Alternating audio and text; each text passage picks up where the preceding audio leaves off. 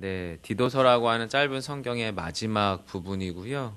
그리고 디도를 향한 사도 바울의 마지막 당부의 말씀이기도 합니다. 그리고 저는 개인적으로 디도서 말씀을 통해서 좀 따뜻한 본문을 읽었던 것 같아요. 몇 분의 성도분들하고 또 가까이 지낸 전사님 한 분에게 질문을 하나 받았어요. 목사님 왜 요즘 따라 그렇게 설교 때 소리를 지르시냐고. 예. 제가 생각해 보면 목사님 안식월 기간 중부터 지금 한 10월 요 보름 때까지 계속 소리만 질렀던 기억이 있습니다. 왜 그랬었냐면요. 그 당시 저희가 큐티 계속 본문 묵상하던 본문들이 공교롭게도 예레미야와 그리고 또 히브리서와 그리고 예레미야 예가에 이르기까지 제 가슴이 좀 많이 이렇게 답답하다고 해야 되나?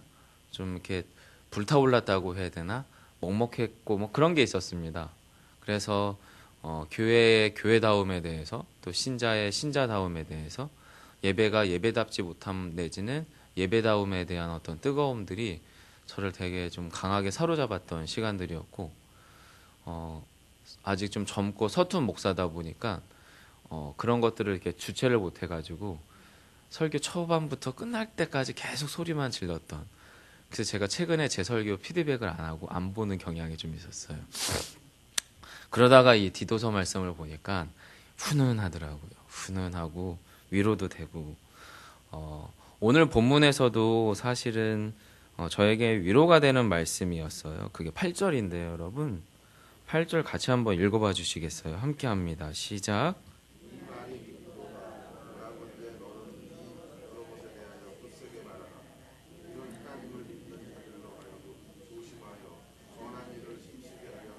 네, 네.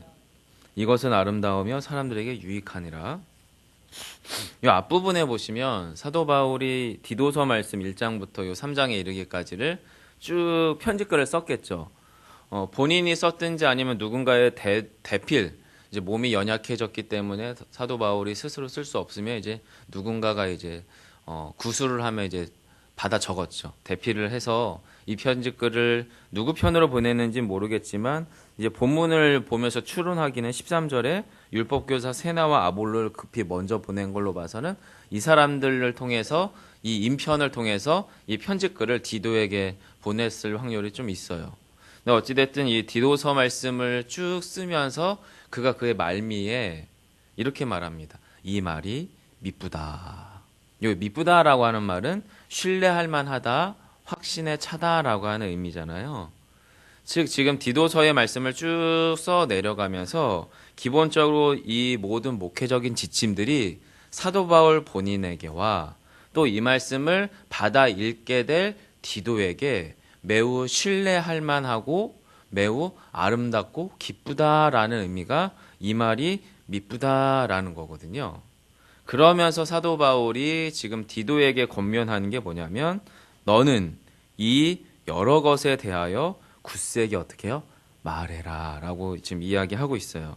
달리 말하면 앞에서 언급했던 지금까지의 모든 목회적 지침들이 매우 신실함으로 디도여 당신은 흔들리지 말고 굳세게 확신에 차서 말하십시오라고 하는 말이죠. 이것은 앞에 디도서 1장으로부터 3장, 짧게는 2장으로부터 3장에 대한 권면을 총괄하는 선언입니다. 선언이죠. 왜 그렇게 말했을까요?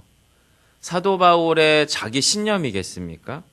아니면 사도 바울이 자신이 배우고 깨달은 바 예수 그리스도에 대한 신학이나 지식의 확신 때문에 그러겠습니까? 아니면 제가 그간 몇 개월 동안 확신에 차서 뜨겁게 외쳐대고 소리 질렀던 것들이 도대체 설교자들의 그 설교가 어떤 확신에 차서 그런 선포나 선언이 가능할까요? 이 질문과 사실은 맞닿아 있습니다. 저는 기본적으로 설교자는 설교를 통해서 하나님을 선포하고 복음을 경험하게 해야 된다라고 믿는 사람입니다. 그리고 저를 포함한 모든 목회자들이 사실은 그러해요. 이게 무슨 이야기냐면 설교에는 일정량의 자신의 지식과 일정약의 신학적 배경을 활용합니다. 내 지식이 가장 근본적으로 기초적으로 작동하지요. 그런데 그 지식과 신학이 전부라면 저는 개인적으로 그것은 설교라고 믿지 않습니다. 신학 서적이 될 수도 있고 신학적인 강의는 될 수 있어도. 그럼 기본적으로 설교는 무엇이어야 하냐면 그 설교를 통하여 설교자를 포함한 그 설교에 참여하는 우리 성도들, 청중들 모두가 그 가운데서 하나님을 만나야 될 줄 믿어요. 그렇지 않겠어요? 그리고 그 설교를 통해서 설교자가 경험한 복음이든지 여러분이 경험한 복음이든지 어떤 복음이요? 예수 그리스도에 대한 구원의 이야기, 영혼 회복에 대한 이야기, 바로 이 복음에 대한 이야기가 진짜구나, 사실이구나, 이게 믿부구나, 신뢰할 만하구나 라고 하는 것이 경험되어져야만 그것이 저는 기본적으로 설교라고 믿는 사람입니다. 그러면 오늘 본문에서도 사도 바울이 이 말이 믿부다라고 하는 말 역시도 사도 바울의 지식이 상당하잖아요. 엄청난 지식인이거든요. 그 당시에. 유대교 안에서의 유대인으로서의 지식, 율법에 관한 지식일 뿐만 아니라 그 당시 그리스 문화권 가운데서 사도 바울만한 지식인이 없었단 말이죠. 그리고 그는 율법교사였고 바리새인이었습니다. 신념으로 치자면 그의 신념은 그 당시로 치면은 누구와의 비교해도 빠지지 않는 사람이었습니다. 하지만 그는 그 모든 것들을 배설물같이 여겼다라고 하는 말은 그가 그것보다 앞서는 그 어떤 것에 의해서 압도당했다, 경도되었다라고 하는 말이죠. 그게 무엇입니까? 그리스도의 복음이고 그리고 하나님에 대한 참 믿음이었습니다. 그게 지금 믿부다라고 지금 사도 바울은 이야기하고 있는 거죠. 즉 여러분, 기본적으로 설교를 통해서든 또 이 목회 서신을 통해서 사도 바울과 디도가 공히 인정하고 있는 것들은 사도 바울의 지식이 탁월하다, 사도 바울의 그리스도에 대한 신학적 설명들이 참으로 뛰어나다라고 하는 유의 이해가 아니라 이 목회 서신을 받아보고 있는 디도와 사도 바울 안에 공이 함께 공통적으로 발견되어지는 것은 내가 믿고 있는 예수 그리스도의 복음이 옳구나, 그리고 우리가 만난 하나님에 대한 순전한 믿음이 이렇게 삶을 살아나게끔 하는 게 맞구나 라고 하는 놀라운 영적인 믿음의 동질감의 발견이 설교를 통해서든 이 목회 서신을 통해서든 지금 이 시간 저와 여러분을 통해서 발견되어져야 하는 경험적 지식이고 경험적 믿음이라고 하는 겁니다. 왜냐하면 사람을 변화시키고 반응시키는 것은 객관적 지식이 아니라 경험적 지식이기 때문에 그렇습니다. 여러분이 만약에 뉴스를 봤는데 어제 밤사이에 어느 집에서 화재가 나서 일가족이 사망했다는 기사를 봤다거나 아니면 어느 도로상에서 누군가 일가족이 교통사고로 인해서 정말로 슬픔의 죽음을 만나게 되었다라고 하는 류의 뉴스 보도를 보고 여러분은 그것을 그냥 아 그렇구나라고 하실 수 있겠어요. 그런데 만약에 죄송한 표현이지만 그 일가족이 여러분의 자녀 가족이라면 여러분의 가장 가까이 지냈던 친구들의 이야기라면 이것은 객관적 정보가 아니죠. 이건 여러분에게 순식간에 경험적 정보가 됩니다. 남의 이야기가 아니라 나의 이야기가 된다라고 하는 거예요. 기본적으로 여러분 복음은 기본적으로 여러분이 지금 새벽 시간에 듣게 되는 이 설교는 제3자의 관점에서 들으셔서는 안 되는 이야기라는 거예요. 설교자를 통해서든 이 성경을 읽어나가시는 과정을 통해서든 이 시간 여러분이 이 말씀의 과정들을 통해서 이 이야기는 나에 대한 이야기, 나를 향한 이야기임을 여러분이 경험적으로 확인해야 된다라고 하는 거죠. 그래서 여러분 지금 본문에서 참 이 말이 믿부다라고 하는 이 말은 단지 사도 바울이 말하는 이야기를 디도가 객관적으로 논리적으로 신학적인 정보로 받아들였다라고 하는 말이 아니라 사도 바울 안에 포함되어 있는 이미 디도가 경험하고 있는 자신이 만난 하나님 그리고 예수 그리스도에 대한 경험적 지식, 즉 하나님을 경험하는 삶이 디도에게 먼저 들어갔고 그 들어가 계신 하나님에 대한 경험, 영적인 경험이든 지적인 경험이든 인격적인 경험이든 이 모든 경험이 바울과 디도 안에 공통적으로 발견됨으로 말미암아 이 서신을 읽을 때 디도 안에서 그리고 사도 바울 안에서 다시금 하나님에 대한 믿음과 하나님에 대한 사랑이 발생되는 거예요. 재생산, 재창조되는 거죠. 그래서 이 놀라운 영적인 재창조의 현장이 어떤 일인 거예요? 아름다운 일이고 사람들에게 유익한 일이 되는 겁니다. 하나님 보시기에 좋았더라, 선하였더라, 아름다웠더라 라고 하는 하나님의 창조 때의 이야기와 똑같은 영적인 결을 가지고 있는 역사가 이 말씀을 통해 발생함으로 말미암아 이것이 사도 바울에게 디도에게 미쁜 일이 되었다라고 하는 겁니다. 그래서 저도 그렇고 여러분도 그렇고 자기 확신에 찬 어떤 종류의 설교나 자기 확신에 찬 흔들림 없는 신자들의 삶은 건강한 것은 아닙니다. 자기 신념이 아니라 자기 암시가 아니라 자기 안에 계신 하나님에 대한 재발견, 예수 그리스도를 향한 사랑의 고백에 대한 다시 한번의 출발점에 서는 것, 이것이 여러분 오늘 이 시간 이 상황들을 통해서 저와 여러분 가운데 일어나야 될 줄 믿습니다. 그렇다면 이런 믿음과 사랑에 기초한 영적인 경험, 또 이런 경험적 지식이 왜 중요하냐, 그것에 대한 말과 행실이 왜 중요하냐, 그게 여러분 8절 중반절에 나타납니다. 제가 읽어드릴게요. 이는 하나님을 믿는 자들로 하여금 조심하여 선한 일을 힘쓰게 하려 함이라. 이것은 아름다우며 사람들에게 유익하니라. 아멘. 여러분 여기서 보시면 사도 바울이 두 가지를 이야기합니다. 첫 번째로는 하나님을 믿는 자, 이 서신을 읽어보는 디도를 포함한 디도가 목회하는 교회 성도들이겠죠. 이 하나님을 믿는 자들로 하여금 어떻게 해요? 조심하게 한다라고 말합니다. 조심하게. 이 조심한다라고 하는 건 뭐냐면 심사숙고하여 조심히 행한다라고 하는 말이에요.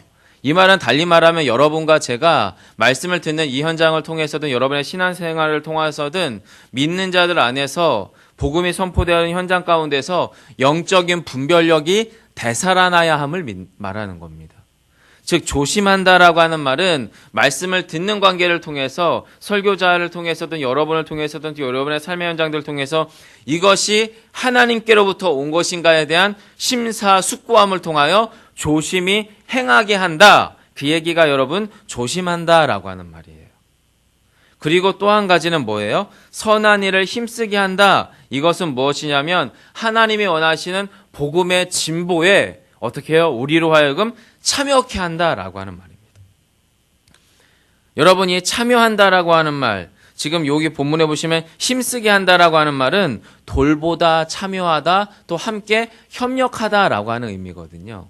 즉 여러분 교회 공동체 안에서 또 신자들의 삶의 현장들 안에서 여러분 이 본문 안에서 우리가 경험해야 되는 것은 옆에 있는 아무개 지사님이, 아무개 권사님이, 아무개 목사가, 아무개 성도가 하는 그 모든 행한 일들 가운데서 같은 예수 그리스도를 발견하는 거예요. 아, 저 사람도 예수 믿는 사람이고 나도 예수 믿는 사람이구나. 그래서 우리가 그 예수 믿는 사람으로서 교사로서 하든 아니면 교회 어떤 봉사를 하든 아니면 목장에서의 신앙생활을 하든 우리의 그 신앙생활의 현장들 가운데에서 우리가 무엇을 발견하는 거냐면 같은 예수 그리스도를 발견함으로 말미암아 나의 언어 행실이, 나의 모든 말과 행실이 삼가 조심하게 되어지는 거고, 그리고 동시에 그 놀라운 그리스도의 생명의 역사가 나타나는 일에 내가 함께 참여하고 있구나라고 하는 것이 어떻게 해요? 기쁨 가운데 함께 협력하게 되는 것. 이것이 여러분 자연스러운 신앙생활임을 지금 본문은 말하고 있는 거예요. 그리고 그 과정을 하나님이 보시니까 어떤 거예요? 아름다운 거예요. 보시기에 좋았더라. 그리고 사람들을 어떻게 해요? 유익하게 하는 거죠. 그래서 여러분 사랑하는 성도 여러분, 교회의 신앙생활은 혼자 하는 게 아닙니다. 주일날 1시간 반 예배 딸랑 와서 바쁘게 간다고 죄송하지만 그건 신앙생활일 수 없습니다. 그건 자신의 종교적 감수성을 충족시키는 행위에 불과합니다. 거기에 은혜가 없다는 말이 아닙니다. 1시간 예배 딱 드리는 것이 여러분에게 은혜가 없다라는 말이 아닙니다. 당연히 은혜가 있죠. 하나님은 살아계시니까. 하지만 그것은 본문에서 여러분 혼자 신앙생활 할 때 여러분 조심할 일이 뭐가 있겠습니까? 혼자 신앙생활 하는데 선한 일에 힘쓰고 참여할 일이 뭐가 있겠습니까? 조심히 해야 될 일과 선한 일에 참여하는 것은 언제 발생합니까? 우리가 함께 신앙생활할 때 발생하는 일입니다. 그렇잖아요. 제자반도 좋아요. 교회 안에 봉사도 좋아요. 교사도 좋고요. 성가대도 좋아요. 여러분의 가정생활도 좋아요. 다 좋아요.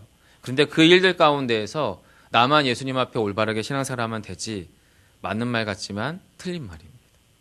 이미 저와 여러분은 하나님과의 관계성 안에서 우리의 신앙생활을 하고 계시거든요. 여러분이 인정하든 인정하지 않든, 피할 수 있든 피할 수 없든지 죄송하지만 여러분과 우리는 관계성 안에서 이미 신앙생활을 하고 있더라라고 하는 거예요. 그런데 이 생활을 할 때 여러분이 조심하셔야 될 게 뭐냐면 9절인데요. 9절에 있는 허탄한 지식과 허탄한 행실에 빠지지 않도록 조심해야 됩니다. 9절 여러분 같이 한번 읽어봐 주시겠어요? 함께 읽습니다. 시작.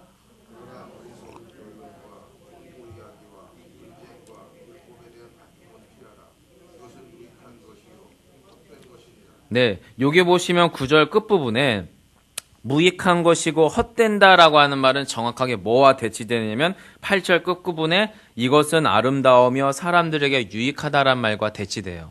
달리 말하면 지금 9절에서 일어나고 있는 그 어떤 행실과 과정들은 철저하게 비창조적이고 하나님의 뜻과 맞지 않다라는 말입니다. 그게 지금 무익하고 헛되다라고 하는 말이에요. 그럼 뭐가 무익하고 헛되냐? 그게 여러분 9절 앞부분에 어리석은 변론과 족보 이야기, 이게 한마디로 뭐냐면 허탄한 지식을 말합니다. 얘 알아요. 다 똑똑해요. 다 맞는 말이에요. 논리적으로 결점이 전혀 없어 보여요. 그런데 그것이 영적으로는 어떻게 해요? 어리석은 변론이요 족보 이야기에 불과합니다. 달리 말하면 생명을 바꾸고 생명을 풍성히 하는데 전혀 쓸모가 없습니다. 교회 안에서도 가정 안에서도 여러분의 삶의 현장 안에서도 논리가 우리의 삶을 이끌어가는 것 같지는 않습니다. 생명이 우리를 이끌어갑니다. 우리의 삶의 현장 안에서 우리를 채우고 우리를 풍요롭게 하는 것은 옳고 그름의 싸움이 아니라 사랑과 믿음의 싸움인 것 같습니다. 그런데 허탄한 지식들, 어리석은 변론과 족보의 이야기는 내가 옳음을 위해서 누군가는 틀려야 됩니다. 내가 잘한 거기 때문에 누군가는 잘못해야 됩니다. 그리고 내 안에서 이미 선과 악의 경계가 지어져 있습니다.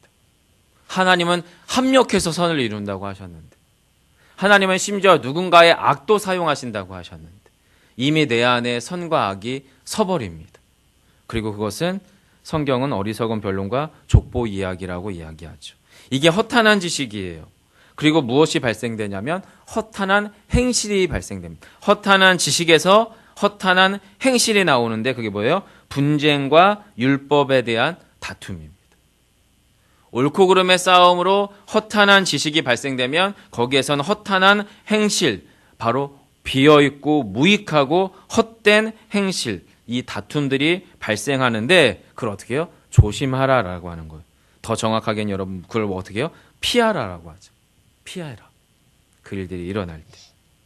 그리고 두 번째 권면이 뭐냐면 10절에 이단들을 어떻게 해요? 훈계하라라고 얘기하는데 훈계라고 하는 말은 경계를 삼고 가르쳐라라고 하는 말입니다.